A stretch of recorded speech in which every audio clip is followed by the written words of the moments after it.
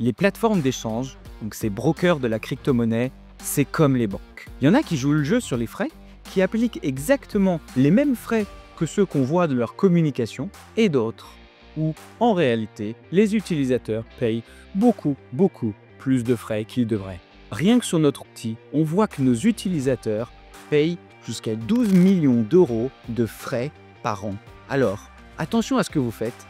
Il y a des erreurs très faciles à éviter pour économiser votre argent. Dans cette vidéo, je vais vous partager 5 conseils pour vous permettre d'économiser de l'argent et donc de réduire vos frais. Vous pensez peut-être qu'on parle de grappiller quelques euros par-ci par-là, mais pas du tout. La réalité, c'est que beaucoup de personnes peuvent économiser des centaines d'euros, et certains d'entre vous même des milliers d'euros par an. On a analysé dans le détail les 8 plateformes les plus utilisées en France. On a comparé les frais affichés visibles sur leur site et la réalité, c'est une dinguerie. Si certains jouent le jeu, il y en a d'autres, c'est un vrai foutage de gueule. Donc comment faire pour réduire ses frais sur les plateformes d'échange? Voici les 5 bonnes pratiques. Premièrement, privilégier les bonnes plateformes et éviter certains types d'or. Par exemple, les converts ou conversions en français sont souvent beaucoup plus coûteux que les ordres marchés. Si vous êtes utilisateur de Coinbase, Kraken ou Binance, privilégiez la version avancée, celle qui est dite pour les professionnels. Pas besoin d'être un trader pour l'utiliser. Il y a peut-être un peu de temps pour bien la comprendre, mais vous paierez beaucoup moins de frais que celle qui est intuitive, qui est très facile d'utilisation. Plus c'est facile, plus l'interface est simplifiée, plus vous paierez de frais. Et ces frais peuvent être vraiment élevés. À ce sujet, utilisez plutôt des wallets indépendants comme Rabby Wallet plutôt que d'utiliser ceux des plateformes d'échange. Les wallets des plateformes d'échange coûtent beaucoup plus cher. Deuxième mot, évitez les achats en carte bancaire. Payer avec une CB, c'est 2 à 4% de frais. Vous n'avez même pas acheté de crypto, vous avez déjà perdu de l'argent. Donc, privilégiez les virements bancaires qui sont très souvent gratuits. Troisièmement, attention aux frais de réseau. Les frais de réseau sont plus élevés sur certaines chaînes, comme Ethereum, que d'autres. Donc, avant de réaliser votre transaction, comparez les différents frais de réseau. Par exemple, entre Ethereum, Arbitrum, Solana et Optimism, ça vous permettra de voir lequel est le moins cher au moment où vous voulez réaliser cette opération. Quatrièmement, optimisez votre DCA.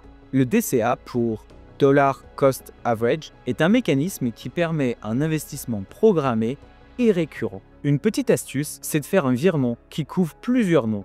Comme ça, vous ne payerez qu'une seule fois les frais fixes. Le DCA est quelque chose de coûteux. Très souvent, les plateformes d'échange augmentent les frais par rapport aux ordres d'achat classiques. Mais c'est une bonne pratique. C'est un bon moyen d'investir en crypto sans se soucier, avoir une charge mentale, de réfléchir à quel moment il faut investir. Donc clairement, c'est quelque chose qu'on encourage même s'il y a un petit peu plus de frais. Les offres des acteurs français comme Finari ou Bitstack sont vraiment compétitives. Si on les compare contre les géants de l'industrie comme Coinbase ou Binance, on voit qu'elles sont à peu près au même ordre de grandeur de frais, soit 1,5%. Et dans certains cas, elles sont même en dessous de ces géants. Cinquième et dernier, vendez bien vos cryptos. Vous voyez ce petit bouton là sur la plateforme, super intuitif, on a tous envie de cliquer dessus. Convertissez vos cryptos, vendez vos cryptos, surtout ne l'utilisez pas. C'est 30 à 50 fois plus cher que si vous allez aller dans l'interface de trading, échanger vos cryptos contre des euros. Tout est fait dans l'interface utilisateur de ces grandes plateformes pour vous encourager à utiliser les produits les plus simples. Et encore une fois, plus c'est simple, plus c'est facile, plus les frais sont élevés. Au moment où vous voulez acheter des cryptos, vous allez passer du temps à réfléchir sur quelle plateforme investir. Mais la réalité, c'est qu'il faut mieux comprendre comment l'utiliser, quel produit, quelle offre ne pas utiliser pour s'assurer de payer beaucoup moins de frais. Même sur les plus grandes plateformes, les opérations les plus faciles seront toujours celles qui vous font perdre plus d'argent. Maintenant, on va comparer les 8 plateformes les plus utilisées en France, c'est-à-dire combien réellement leurs utilisateurs payent de frais et quel est l'écart entre les frais réellement payés et ceux affichés dans leur communication. On les a classés du meilleur au pire. Le meilleur étant celui qui est plus proche des frais communiqués et le pire étant celui qui fait payer beaucoup plus de frais que ceux annoncés. Et on ne parle pas de quelques pourcents. Dans certains cas, c'est 2 fois plus, voire 3 fois plus que ce qu'est annoncé. On commence avec Finari et Bitpanda. Finari propose plusieurs offres, donc plus on a un plan premium, moins on paye de frais. Et il n'y a pas de surprise des frais payés par rapport à ceux qui sont annoncés. C'est 1,49% au plan gratuit et en moyenne 1% payé sur Welcome. Bitpanda communique sur 1% en moyenne et en réalité, on voit plutôt 0,6%. Attention, Bitpanda ne mentionne pas toujours les frais dans les transactions, donc l'analyse de Bitpanda doit être prise avec des pincettes. Les deux suivants sont Revolut et Binance. Binance communique sur 0,25% de frais et l'utilisateur médian arrive à peu près à ce niveau-là, légèrement au-dessus. C'est le même cas pour Revolut qui communique sur 1,5% et leurs utilisateurs dépensent à peine plus. Quatrième plateforme à avoir le plus grand écart entre les frais annoncés et les frais payés, c'est Kraken. Avec 0,8% de frais communiqués, la réalité, c'est qu'en moyenne, les utilisateurs payent 0,3% de frais. Le chiffre n'est pas exorbitant, ça reste entendable. Mais c'est bien au-dessus que ce qu'on voit et ce qui est essentiellement communiqué.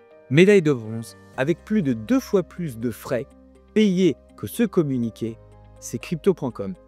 Il communique sur 0,25% de frais et en réalité, c'est 0,54% qui est payé. Donc bon, 0,54, c'est entendable. Mais bon, il y a quand même un écart de x2 entre ce qui est communiqué et ce qu'on a en tête et la réalité qu'on paye. Et la médaille d'argent est pour Coinbase. Ce mastodonte de la crypto, très connu de tout le monde et surtout des débutants, communique aujourd'hui sur 0,6% de frais. Et la réalité, c'est qu'en moyenne, les utilisateurs payent 1,61%. Coinbase, mais aussi comme d'autres plateformes, propose plein de services. Et c'est grâce à tous ces services qu'ils vont réussir à faire augmenter ce frais réellement payé par les utilisateurs qui est bien au-dessus de celui qui est communiqué. Enfin, pour conclure, la médaille d'or, celui qui est très cher sur les frais communiqués et beaucoup plus cher que ce qu'on croit, c'est Ito. 1% de frais communiqués visibles, la réalité 2,04% de frais. C'est une plateforme ultra simplifiée, relativement chère d'après ce qu'on peut voir, mais en réalité, les utilisateurs payent même encore plus. Donc clairement, si vous voulez faire attention à votre portefeuille, c'est pas la plateforme à utiliser. Ok, on se dit tous, est-ce que ça vaut le coup de regarder dans le détail les frais? Prenons l'exemple de quelqu'un qui a 20 000 €. S'il clique sur le petit bouton facile, ça va lui coûter 3% de frais, donc 600 €. Alors que s'il passe quelques dizaines de minutes à comprendre comment l'espace de trading fonctionne, qu'il les revend au prix marché, ben là, ça lui coûtera 0,1 à 0,2%. Donc 10 à 20 €. Pour quelqu'un qui l'a déjà utilisé, c'était 580 € d'économiser en à peine quelques minutes. Et pour quelqu'un qui découvre cet espace, qui est assez intéressant, c'est économiser en 1 heure. Je trouve que ça vaut le coup dans les deux cas. On arrive à la fin de cette vidéo. J'espère que cette investigation vous a plu. Si vous avez d'autres sujets que vous voulez qu'on étudie, qu'on analyse, surtout dites-le nous en commentaire. Si vous voulez être sûr de ne pas rater d'autres vidéos comme celle-ci, abonnez-vous à la chaîne. C'était Pierre, à mercredi prochain. Ciao.